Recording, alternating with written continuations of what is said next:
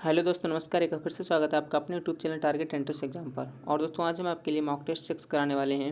इसमें हम आपके 20 से 25 कुछ इंपॉर्टेंट क्वेश्चन देखेंगे जो कि हमारे ट्रिपल सी एग्जाम के लिए काफ़ी महत्वपूर्ण हैं। और यही प्रश्न आपके क्या है, बार बार कई बार पूछे आ चुके हैं, थोड़ा बस चेंज करके पूछे आते हैं। थोड़ा सा क्वेश्चन में मतलब घुमा दिया जाता है, इतनी ज़्यादा कोई मतलब चेंजेस नहीं होते हैं। चलिए, आज का पहला क्वेश्चन देखते हैं हम।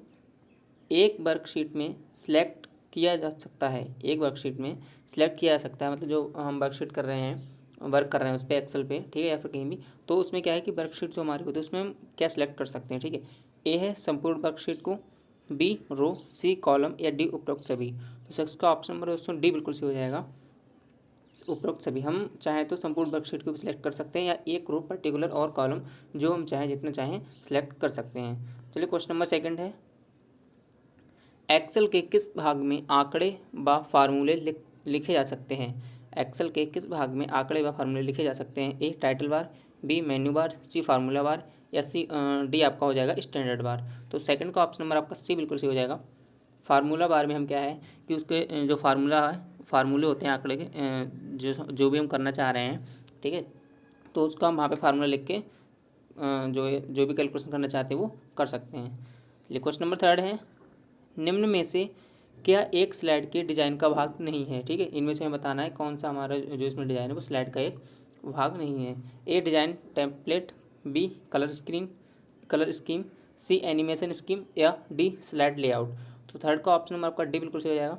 स्लाइड लेआउट जो है वह स्लाइड के डिज़ाइन का भाग नहीं है। चलिए, क्वेश्चन नंबर 4 है।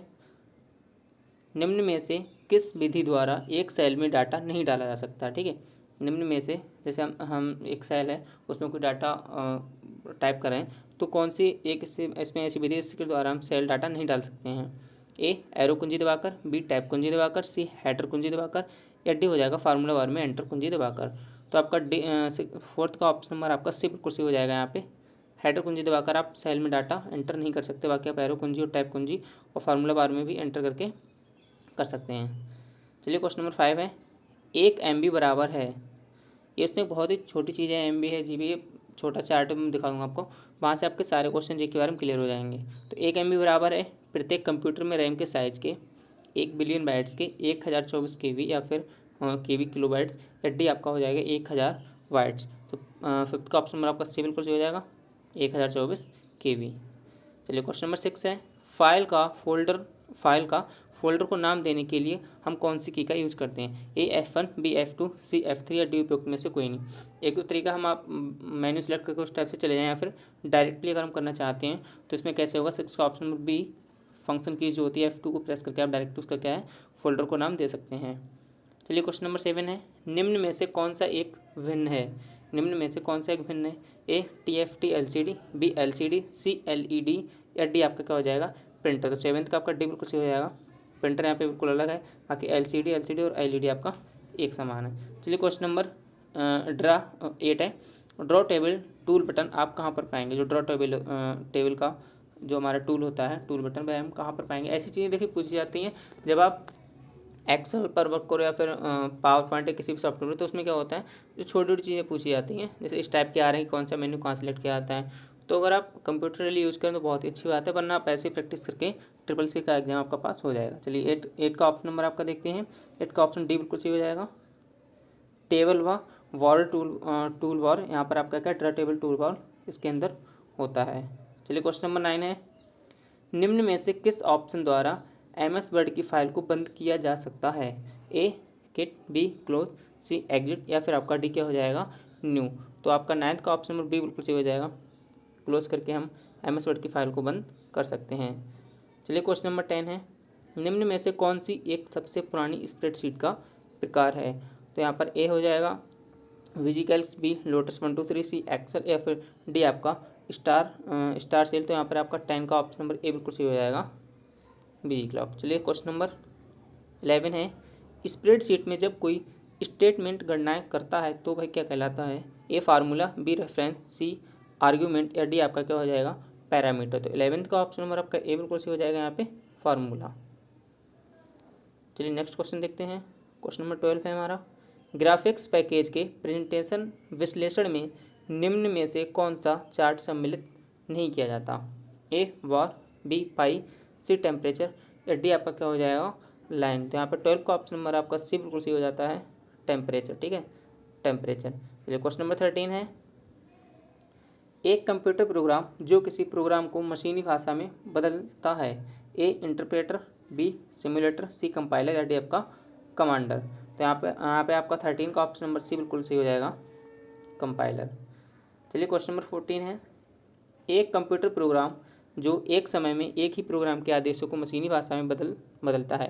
तो ये क्वेश्चन है यहाँ पे जल्दी इसलिए करा रहे हैं क्योंकि यहाँ पे आपको क्या बस प्रैक्टिस करनी है, बाकी थ्योरेटिकल भी हमको दिखा देंगे तो आपका बहुत ही जल्दी हो जाएगा। बाकी अगर आप किसी बुक से तैयारी कर रहे हैं तो वह भी आपका सही है, लेकिन ये जो क्वेश्चन से आपको अपडेट रहना होगा, जो क्वेश्चन आते रहते हैं, क्योंकि ज़्यादातर क्वेश्चन क्या है ये थोड़ा बहुत घूम फिर के आते रहते हैं, और जो बुक होते हैं उनमें पुराने क्वेश्चन दिए होते हैं कुछ। अगर आपको अपडेटेड से क्वेश्चन पढ़ रहे हैं तो बढ़िया रहेगा। चलिए क्वेश्चन नंबर 14 है, एक कंप्यूटर प्रोग्राम जो एक समय में एक ही प्रोग्राम के आदेशों को मशीनी भाषा में बदलता है। तो इसमें ऑप्शन नंबर 14 का ए बिल्कुल सही हो जाएगा, इंटरप्रेटर। ठीक है, इंटरप्रेटर। चलिए क्वेश्चन नंबर 15 है,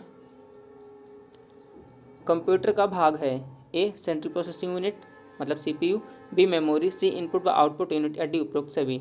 तो उपरोक्त सभी हमारे क्या है, कंप्यूटर के ही सारे पार्ट है। सेंट्रल प्रोसेसिंग यूनिट चाहे मेमोरी की बात करें, चाहे हम इनपुट और आउटपुट यूनिट्स की बात करें।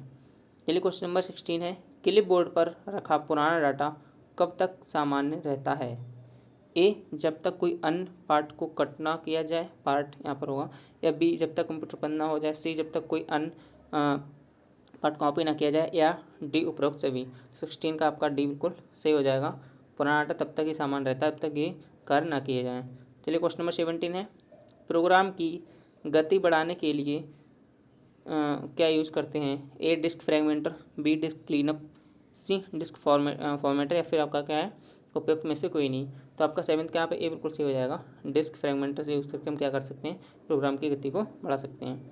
चलिए क्वेश्चन नंबर 18 है, एक प्रिंटर जो डाटा को दबाव के साथ प्रिंट करता है तथा उसमें सामने की ओर एक प्रिंटर रिबन लगा होता है, तो कौन सा वो होता है, impact printer, scanning printer, non impact printer, या फिर डी उपयुक्त में से कोई नहीं। तो 18 का ऑप्शन नंबर यहाँ पे आपका भी बिल्कुल सही हो जाएगा, नहीं सॉरी बी नहीं, स्कैनिंग यहाँ पे इम्पैक्ट। 18 का आपका ए बिल्कुल सही हो जाएगा, इम्पैक्ट प्रिंटर। चलिए क्वेश्चन नंबर 19 है, निम्न में से कौन एक डायग्नोस्टिक सॉफ्टवेयर है, A Windows XP, Office XP, Norton antivirus, या फिर यूनिक्स। ये सारे ही आपके सॉफ्टवेयर हैं, और इसमें नॉर्टन एंटीवायरस जो है आपका डायग्नोस्टिक सॉफ्टवेयर है। 19 का ऑप्शन नंबर सी बिल्कुल आपका सही हो जाएगा। चलिए क्वेश्चन नंबर 20 है, निम्न में से कौन सा एक भिन्न है, मतलब ये 4 दिए गए ऑप्शन, इनमें से आपको बताना है कौन सा एक बिल्कुल अलग है, डिफरेंट है। ए control unit, B ALU, C register, या डी आपका प्रिंटर। तो 20 का ऑप्शन नंबर डी बिल्कुल सही हो जाएगा, प्रिंटर यहाँ पे बिल्कुल अलग है, बाकी ये आपके जो CPU से कनेक्टेड है, मतलब CPU के ही पार्ट है। चलिए क्वेश्चन नंबर 21 है, प्रिंटर का रेजोल्यूशन मापा जाता है, जो हमारे प्रिंटर उसका रेजोल्यूशन हम कैसे मापेंगे, ए मेगाबाइट में, कौन सी यूनिट में नापेंगे पूछा गया है, मेगाबाइट में, एच में, हर्ट्स में, या डॉट्स इंच में, या फिर आपका इंच डायगोनल में। तो यहाँ पे आपका 21 का ऑप्शन नंबर सी बिल्कुल सही हो जाता है, डॉट्स इंच, या फिर DPI से कहते हैं, DPI में। चलिए क्वेश्चन नंबर 22 है, नॉलेज प्रोसेसिंग कॉन्सेप्ट है, पहली पीढ़ी, द्वितीय पीढ़ी, सी तृतीय पीढ़ी, या डी फोर्थ पीढ़ी। पीढ़ी के बारे में हम आपको पूर्व दिखा देंगे नोट्स में, जो है वहाँ पे आपका कौन सी पीढ़ी कब तक रही, किस पीढ़ी में कौन से कंप्यूटर यूज हुए, मतलब कौन से कंप्यूटर बने और उनमें क्या यूज हुआ। ठीक है, तो भाई आपका पूरा यहाँ से नॉलेज मिल जाएगी। चलिए 22 का यहाँ पर ऑप्शन नंबर डी बिल्कुल सही होगा, फोर्थ पीढ़ी में नॉलेज प्रोसेसिंग कॉन्सेप्ट है। चलिए क्वेश्चन नंबर 23 है, पेंटियम 1 से 4 प्रोसेसर है, ये कौन सी पीढ़ी में आते हैं, तो ये दोस्तों आपके ये भी आपके 4th पीढ़ी में आते हैं। चलिए क्वेश्चन नंबर 24 है, निम्न में से क्या एक स्लाइड में जोड़ा जा सकता है, इसमें से क्या है जो हम स्लाइड में कोई भी स्लाइड बना रहे हैं उसमें हम जोड़ सकते हैं, एक वेब पेज, बी एक ऑडियो क्लिप, सी एक वीडियो क्लिप, या डी उपरोक्त सभी। तो यहाँ पर हम तीनों चीज़ें ही स्लाइड में जोड़ सकते हैं, तो आपका ऑप्शन नंबर डी बिल्कुल सही हो जाएगा, उपरोक्त सभी। चलिए हमारा आज का लास्ट क्वेश्चन है 25, निम्न में से कौन एक बूटेबल डिस्क है, एक कंप्यूटर की हार्ड डिस्क, बी एक डिस्क जो रैम में डोज को डालती है, या सी एक मिनी फ्लॉपी डिस्क, या डी आपका हो जाएगा एक CD रोम। तो यहाँ पे आपका बी बिल्कुल सही हो जाएगा, एक डिस्क जो रैम में डोज डालती है। चलिए उसमें क्वेश्चन नंबर 25 था आपका आज का लास्ट क्वेश्चन।